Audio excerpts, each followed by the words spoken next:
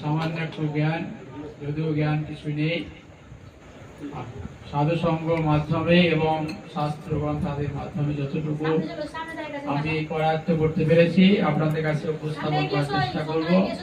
যদি কোনো ভুল ত্রুটি হয়ে যায় তাহলে আপনারা আপনাদের নিজ গুণে আমাকে ক্ষমা করে দিন। আজকে প্রতিদিনই তো আমাদের বিভিন্ন নামহট্টার আসরে আমরা শ্রীমদ ভগবত গীতা থেকে আমরা অধ্যয়ন করি। আজকে এই পুরুষোত্তম মাসে আমাদের আচার্য বর্গরা বলেছেন শ্রীমদ ভাগবতমের দশম স্কন্ধে 14তম অধ্যায়টা পাঠ করার জন্য। সেই জন্য আমি একটা শ্লোক আজকে পড়ার চেষ্টা করব। খুব ভালো করে আপনারা শ্রবণ করবেন। এই শ্লোকটার গুরুত্ব।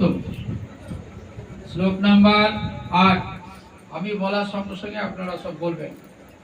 তত্তে অনুকম্পান সুসমীক্ষমান ভুঞ্জান এব আত্মকৃতং বিপাকং হৃদবাক গপুভি বিদোধন নমস্তে জীবেত য মুক্তিপদে স দায়ভাগ। অনুবাদ: যিনি আপনার অনুকম্পা লাভের আশায় তার পূর্বকৃত মন্দ কর্মের ফল ধৈর্য সহকারে ভোগ করতে করতে হৃদয়, বাক্য ও শরীরের দ্বারা আপনাকে প্রণতি নিবেদন করে জীবনযাপন করেন, তিনি অবশ্যই মুক্তি লাভের যোগ্য, কারণ তিনি উপযুক্ত উত্তরাধিকারী। এই শ্লোকটার মাধ্যমে এখানে এই শ্লোকটা হচ্ছে আমাদের ভগবান কৃষ্ণের প্রতি ব্রহ্মাস্তব। যখন ব্রহ্মা দাপর যুগে ভগবানকে চিনতে না পেরে তিনি ভগবানকে পরীক্ষা করার ছলে ভগবানের সমস্ত গোপৎস এবং সমস্ত তার যে সখাকে তিনি চুরি করে বা হরণ করে একটা গুহার মধ্যে রেখে নিজের মায়ার মাধ্যমে তাদেরকে নির্দিষ্ট করে রেখেছিলেন। এবং পরে যখন 1 বছর পরে, মানে ব্রহ্মার সময়কালে 1 বছর পরে তিনি যখন আবার এসে দেখছেন, তখন দেখছেন সমস্ত আবার যেমন কৃষ্ণ তার গোপু সখাদের সাথে বা গোবৎসদের সাথে খেলা করছে, সেরকম দেখে তার কিন্তু তিনি বুঝতে পারলেন যে আমি যাকে ভগবান বলে মনে করিনি সে কিন্তু আমার প্রভু ভগবান। তখন তিনি ভগবানের কাছে মার্জনা চেয়ে এই স্তবগুলো তিনি পড়েছেন। তাহলে এই স্তবটার তাৎপর্য আমাদের শ্রীল প্রভুপাদ তিনি দিয়েছেন। আমি একটু পড়ছি, এই পড়ার পরে আপনারা এই গুরুত্বটা বুঝবেন। শ্রীল শ্রীধর স্বামী তার ভাষ্যে বিশ্লেষণ করে বলেছেন, পিতার উত্তরাধিকার লাভ করার জন্য বৈধ পুত্রকে যেমন শুধু জীবিত থাকতে হয়, তেমনি ভক্তিযোগের অবশ্য পালনীয় বিধিসমূহ অনুসরণ করে যিনি কেবলমাত্র কৃষ্ণ ভাবনামৃতে জীবন ধারণ করেন, তিনি স্বাভাবিকভাবেই পরমেশ্বর ভগবানের কৃপা লাভের যোগ্য হন। পক্ষান্তরে তিনি ভগবত ধামে উন্নীত হবেন।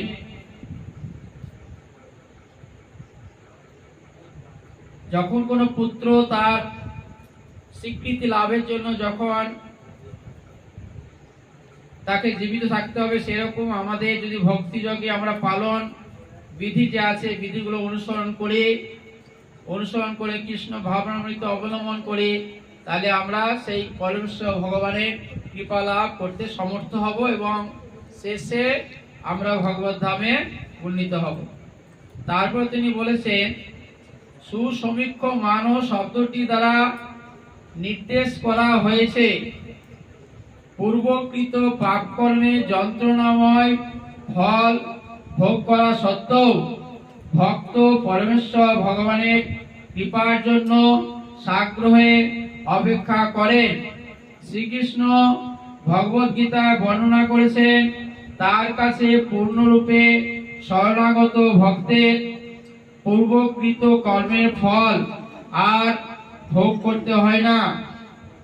তা সত্ত্বেও ভক্ত যেহেতু তার মনের মধ্যে পূর্বের পাপময় মানসিকতার অবশিষ্টাংশকে তখনও পোষণ করে রাখতে পারেন, তাই ভক্তের ভোগস্পৃহার শেষ চিহ্নগুলিও সরিয়ে দেওয়ার উদ্দেশ্যে ভগবান তার ভক্তকে শাস্তি দান করেন, যা কখনো পাপকর্মের ফলভোগ বলে মনে হয়।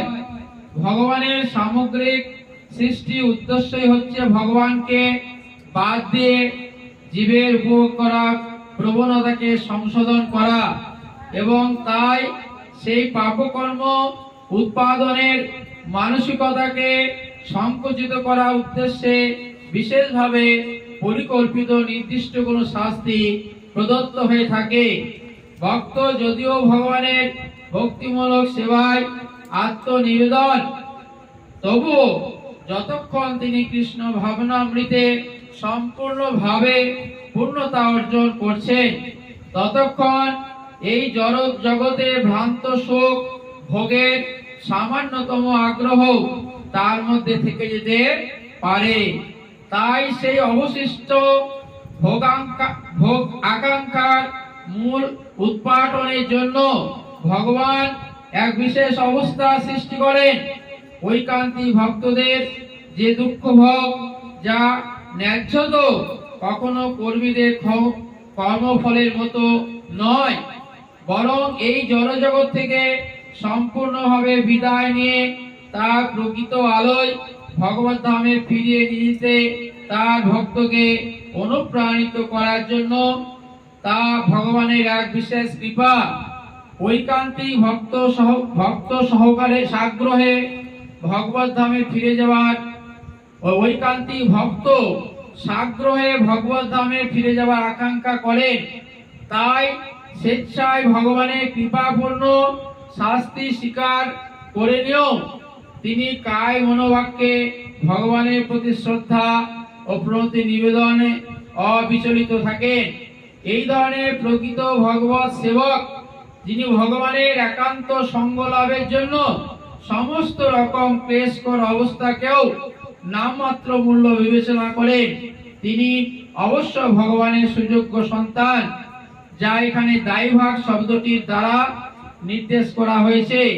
নিজেকে অগ্নিতে রূপান্তরিত না করে কেউ যেমন সূর্যের কাছে যেতে পারেন না, তেমনি এক কঠোর শুদ্ধিকরণের পন্থা স্বীকার না করে কেউ পরম পবিত্র ভগবান শ্রীকৃষ্ণের কাছে পৌঁছাতে পারেন না। সেটি যদিও কষ্টকর বলে মনে হয়, কিন্তু প্রকৃতপক্ষে তা ভগবানের সহস্তে প্রদত্ত আরোগ্যকর চিকিৎসা। এখানে তাৎপর্যে শ্রীল প্রভুপাদ যিনি যে কথাগুলো বলেছেন, সেখানে আমাদের এখানে বুঝতে হবে, যখন আমাদের মধ্যে হৃদয়ে সমস্ত ভগবানের সেবা আমরা তো রত আছি, ভগবানের সেবা করার মাধ্যমে যদি আমাদের ভগবানের প্রতি পূর্ণ শরণাগতি না আসে, পূর্ণ শরণাগতি মানে হচ্ছে আমাদের কৃষ্ণদাস কবিরাজ বিরচিত চৈতন্য চরিতামৃতে আমরা বর্ণন করা আছে, শরণাগতের 6টি পন্থা আছে। সেই 6টি পন্থাগুলো যদি আমরা সঠিকভাবে পালন করতে পারি, তাহলে কিন্তু আমরা বলবো যে আমরা পূর্ণ শরণাগত হতে পেরেছি, তবেই আমরা কিন্তু ভগবানের কৃপা লাভ করতে সমর্থ হবে। সেই শরণাগতি পন্থাগুলো কি কি আমরা এক এক করে বলবো।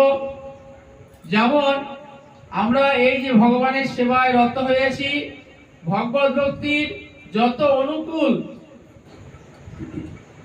পন্থা, অনুকূল প্রকৃতি, সেগুলোকে আমাদের গ্রহণ করতে হবে। মানে যেগুলো ভক্তির পক্ষে অনুকূল সেগুলো আমাদের গ্রহণ করতে হবে।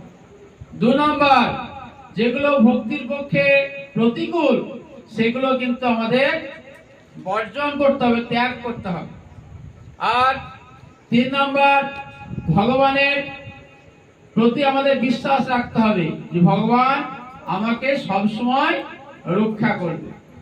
মানে একদম দৃঢ় সংকল্প এবং সরল বিশ্বাসের মাধ্যমে আমাদের সবসময় মনে রাখতে হবে যে ভগবান আমাকে অতি অবশ্যই রক্ষা করবে। 3 নম্বর, সবসময় ভগবানের 4 নম্বর ভগবানের কৃপার প্রতি আমাদের সবসময় নির্ভর করে থাকতে হবে যে ভগবান আমাকে কৃপা করবেনই করবেন, এই একটা বিশ্বাস আর ধৈর্য সহকারে আমাদের বিশ্বাস করে দিতে হবে। 5 নম্বর, ভগবানের স্বার্থ ছাড়া আমাদের কোনো কিছু দেখলে চলবে না। আর নিজেকে 6 নম্বর, আমাদেরকে সবসময় বিনীত এবং হীন আমাদেরকে সবসময় হয়ে থাকতে হবে। তবে আমরা এই যে 6টা পন্থা আমরা বললাম, এই পন্থা সঠিকভাবে যদি আমরা পালন করতে পারি তাহলে আমরা জানবো যে আমরা পূর্ণ শরণাগতি রাস্তায় আসতে পেরেছি, নচেত কিন্তু নয়। কারণ আমরা এই যতক্ষণ না আমাদের পূর্ণ শরণাগতি রাস্তায় না আসতে পারবো ততক্ষণ কিন্তু ভগবান কিন্তু পরীক্ষা নেবেন। তাই সেই পরীক্ষাটা এমন একার সময় ভক্তের জীবনে চলে আসবে, প্রচন্ড ভাবে মারাত্মক ভাবে আসবে, সেটা কিন্তু তার জীবন বিপন্ন হয়ে যেতেও পারে। কিন্তু যদি আমরা ভগবানের প্রতি পূর্ণ বিশ্বাস, যেটা ভগবতী পন্থা আমরা করলাম, এবং তখন কিন্তু ভগবান সে ভক্তকে তিনি রক্ষা করবেন। কিন্তু সে ভক্তের সেই আঘাতটা কেন দিচ্ছেন আমরা নিশ্চয় আমি পাঠ করলাম, বুঝতে পারলেন। যদি সে ভক্তের হৃদয়ের মধ্যে কোনো কামনা বাসনা আগে থেকে যেটা আমরা করে এসেছি সেইটা যদি এখনো আমাদের মনের মধ্যে বা হৃদয়ের মধ্যে জাগ্রত থাকে বা করার চেষ্টা হয় মাঝে মাঝে, তাহলে কিন্তু ভগবান এরকম একটা বড় ঘটনার মাধ্যমে, বড় পরীক্ষার মাধ্যমে সেই ভক্তকে নির্মল করার চেষ্টা করবে এবং সেই ভক্তকে বোঝানোর চেষ্টা করবে যে তুমি আরো শুদ্ধ হও, তোমার শুদ্ধ হওয়ার দরকার আছে, তবে আমি তোমাকে পূর্ণভাবে কৃপা করতে সমর্থ হব। হৃদয় গৌর প্রেমানন্দে হরি।